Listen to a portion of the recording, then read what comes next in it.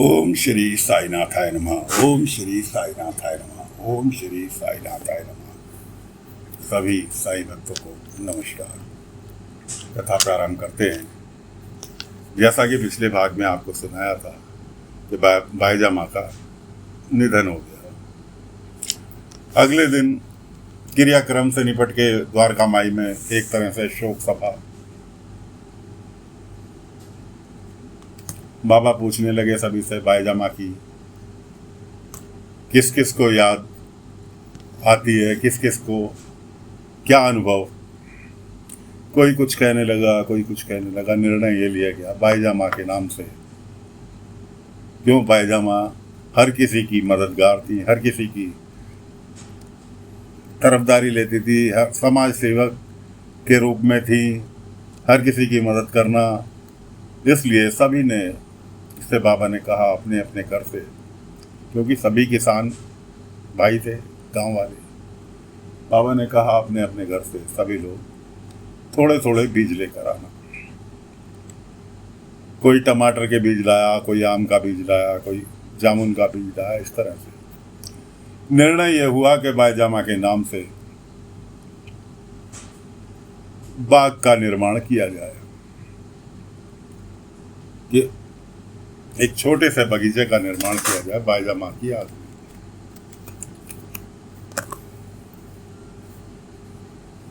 कि जी उस बगीचे की रखवाली कौन करेगा? बाग का निर्माण तो हो जाएगा, बगीचे की रखवाली कौन करेगा?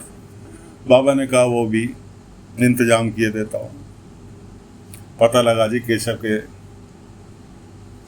साथ में 10-12 किसान आ रहे हैं।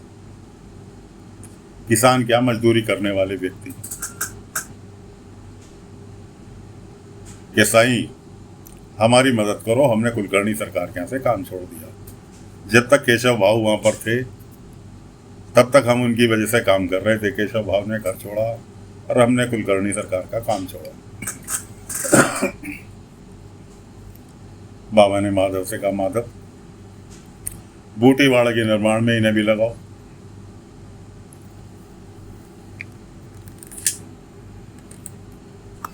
जिसको जैसा काम आता वैसा काम सुपुर्द कर दो, तुम्हारी जिम्मेवारी इनको काम देना। माधव उठ के चले गए सबको काम देने के लिए। रह गया एक व्यक्ति जो कि कुलकर्णी के बाग का माली था।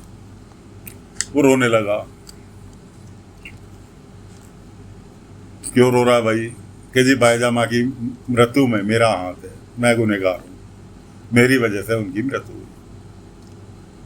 तात्या को गुस्सा आया, बाजी को गुस्सा आया। बाबा ने सबको शांत किया। बाबा ने कहा पहले रोना बंद कर, फिर बता क्या हुआ। कि जी उस दिन मैंने बाजी को की शिकायत कुलकर्णी सरकार से की। कुलकर्णी सरकार भला बुरा कहा। तात्या भाऊ को गुस्सा आया, उन्होंने बाजी को भी पीटा। बाजी को पीटने के बाद उनकी तबीयत बिगड़ गई। उनकी देख रेख में बाईजा माँ की तबीयत बिगड़ गई और इस कारण से उनकी मृत्यु हुई। बाबा ने तात्या से कहा तात्या ऐसे माफ कर दो। तात्या ने कहा भाई तेरी कोई गलती नहीं, हम तुझे माफ कर रहे हैं। जिसकी जिस टाइम मृत्यु लिखी है उसको उस टाइम जाना है, इसलिए तू टेंशन फ्री हो जा, कोई बात नहीं। और बस तेरी यही है कि जब तक तू जीवित है तुझे इस बगीचे की देखभाल कर रही है, जो कि बाईजा माँ की याद में बनाया जा रहा है। वो कहने लगा साईं मुझे मंजूर है, जब तक मेरे शरीर में जान है तब तक मैं इस बगीचे की ईमानदारी से देखभाल करूँगा। बाबा कहने लगे और बच्चों को फल तोड़ने से मना भी मत करियो। कि नहीं साईं। बाबा कहने लगे कि चिंता मत कर, जब तक तू इस बगीचे की देखभाल करेगा तुझे खान पान किसी तरह की कोई परेशानी नहीं आएगी। यह भी मैटर निपटा। कुलकर्णी सरकार ने नया गेम खेला, क्योंकि किसान तो सब बाबा की तरफ धीरे धीरे उसे छोड़ के जा ही रहे थे। किसानों की नाज के पैसे नहीं दे रहा था कुलकर्णी। साल में नाज जो होता था कुलकर्णी खरीदता था, खरीदा, लेकिन पैसे किसी के नहीं दिए। किसान पहुंचे पैसे मांगने तो उनके ऊपर बंदूक तान दी। किसान बाबा के पास आए। बाबा ने कहा, किसी व्यापारी को बाहर से बुला रखा था कि भाई तुम नाज खरीदते हो मंडी से, अगर तुम्हें शिरडी में डायरेक्ट किसान से नाज मिल जाए तो। मैंने कहा साइंस तो अच्छी क्या बात, लेकिन एक एक दो दो बोरी मैं कैसे खरीदूंगा, मुझे तो इकट्ठा चाहिए होता है। बाबा कहने लगे कोई बात नहीं। सभी गांव वालों को बुला रखा था बाबा ने। बाबा ने कहा भाई, पाटिल जी भी जिसमें शामिल थे, कहने लगे भाई आज से तुम सभी लोग अपना अपना अनाज पाटिल जी के पास लाके जमा करोगे, और पाटिल जी तुम ही नहीं बेचोगे, बेच के जो पैसा आएगा बराबर किसानों में बांट देना, जिसका जैसा। एक तो इनका अनाज अच्छे दामों पे बिक जाएगा, दूसरे कुलकर्णी जैसे इनकी परेशानी का कारण नहीं बनेंगे। एक तरह से सोसाइटी बना दी बाबा ने, बनवा दी, जिसके पाटिल जी मुखिया। ये बात कुलकर्णी को पता चली कि जी नाज सोसाइटी में जा रहा है। कुलकर्णी ने जो था पूरे के पूरे गांव में आग लगा दी। पूरे के पूरे गांव में आग लगा दी। गांव वाले जैसे तैसे बाबा के पास जान बचा के पहुंचे। साईं, हमारे घर। बाबा ने कहा चिंता मत करो। बाबा ने दोनों हाथ फैलाए आसमान की ओर, और पता नहीं कौन सी ऐसी शक्ति थी जो बाबा के अंदर आकर समाई, आग के गोले की तरह, और इतनी देर में किसी ने आके खबर दी कि सबके घर की आग अपने आप बुझ गई।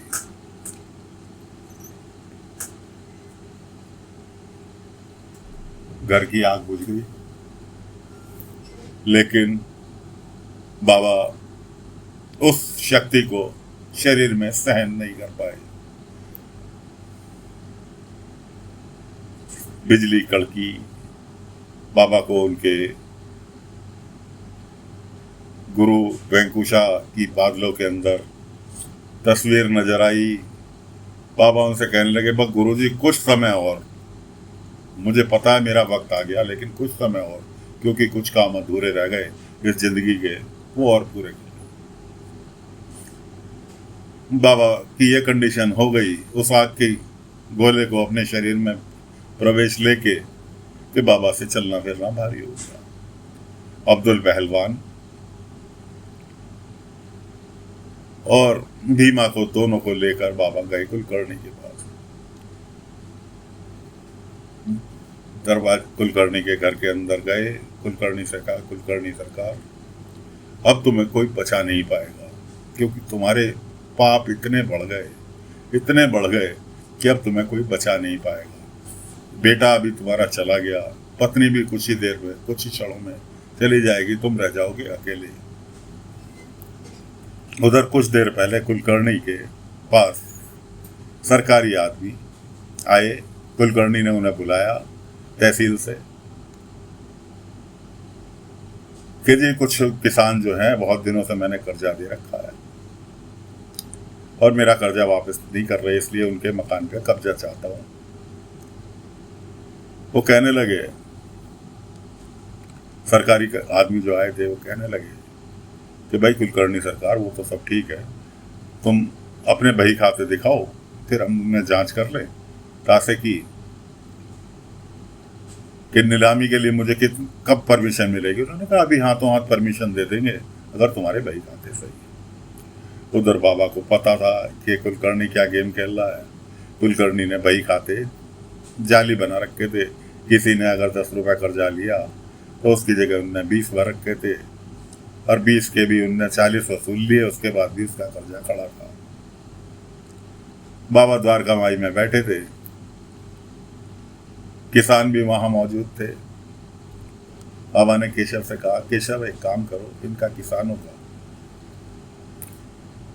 सभी का, जिसने जितना कर्जा लिया और जितने पैसे जिसने दिए, सब एक कागज पे नोट करो। केशव कहने लगा, साईं पिताजी के भाई खाते। बाबा ने कहा जैसा कह रहा हूँ वैसा करो। इधर तो बाबा ने उनसे हिसाब लिखवाया, उधर कुलकर्णी जब खाते दिखाने गया, अब उन अधिकारियों को तो उनके फिगर पलट गई, यानी कि जो असलियत थी वो उसमें लिखी हुई नजर आई। कुलकर्णी ने जो जालसाजी करी थी वो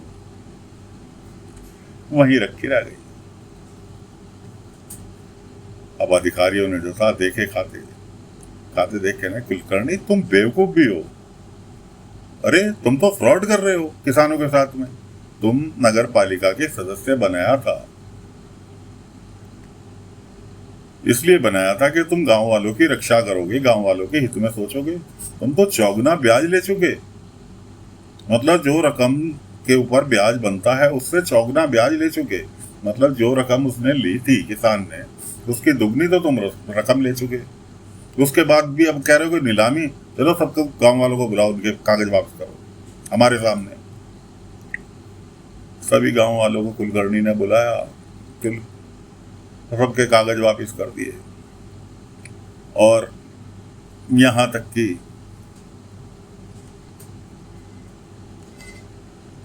अधिकारियों ने कह दिया कि इनके जितने पैसे फालतू लिए हैं तुमने, 1 महीने का समय दे रहे हैं, सबके पैसे वापस करोगे। कोई बात नहीं जी।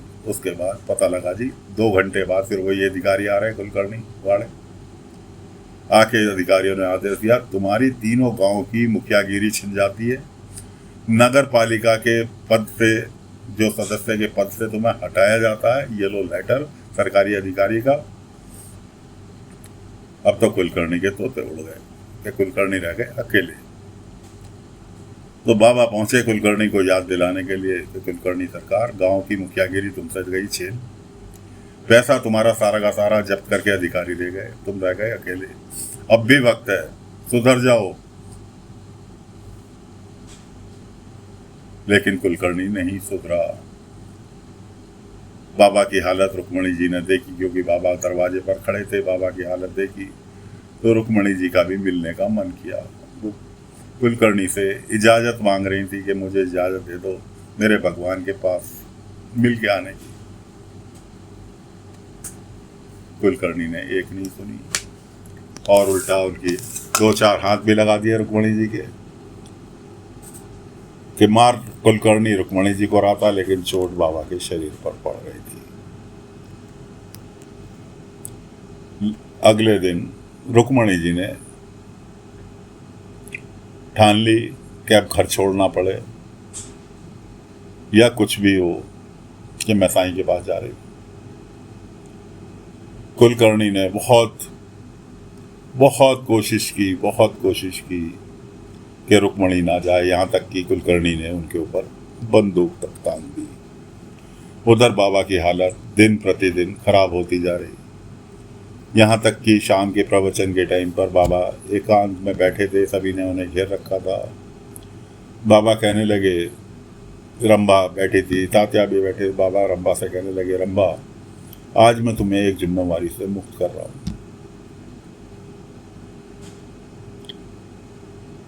कि क्या आज तक बायजा माँ जब तक जिंदा थी मेरे लिए खाना लेकर आती थी। आज से मैं भोजन ग्रहण नहीं करूँगा, इसलिए आज से तो मेरे लिए खाना नहीं बनाना। ये बात सुन के जितने भी लोग वहाँ खड़े थे, सबके चेहरों पे आंसू आने के लिए तैयार कि साईं ऐसी बात क्यों कर रहे हो, कि नहीं आज से मैं भोजन ग्रहण नहीं कर पाऊँगा। और फिलहाल सभी लोग अपने अपने घर को प्रस्थान करो। दिलावर को जानते हो आप सभी लोग। इस टाइम बाबा का बहुत बड़ा भक्त था, दिलावर भी आया हुआ था मिलने के लिए बाबा से। बाबा कहने लगे, दिलावर और केशव दोनों जने मेरे पास रुकेंगे, बाकी सभी लोग अपने अपने घर जाओ, मुझे एकांत में आराम की ज़रूरत है, ये दोनों मेरा ख्याल रखेंगे। उधर रुक्मणी जी घर से बाहर कदम कर रख दिया और कुलकर्णी सरकार ने बंदूक तान दी उनके ऊपर कि जिंदा तो मैं तुझे इस घर से जाने नहीं दूंगा, उस फकीर के पास। रुक्मणी जी कहने लगी, यानी कुलकर्णी की पत्नी कहने लगी, कोई बात नहीं, मेरे शरीर ही तो मर जाएगा, मेरी आत्मा को तो नहीं रोक पाओगे, चलाओ गोली, मैं तैयार हूँ गोली खाने के लिए। तो दोस्तों फिलहाल कथा को यहीं पर विराम दे रहे हैं। आगे की कथा अगले अंक में लेकर फिर हाजिर होंगे। तब तक के लिए आज्ञा दीजिए। ओम साई राम, ओम साई राम, ओम साई राम, ओम साई राम।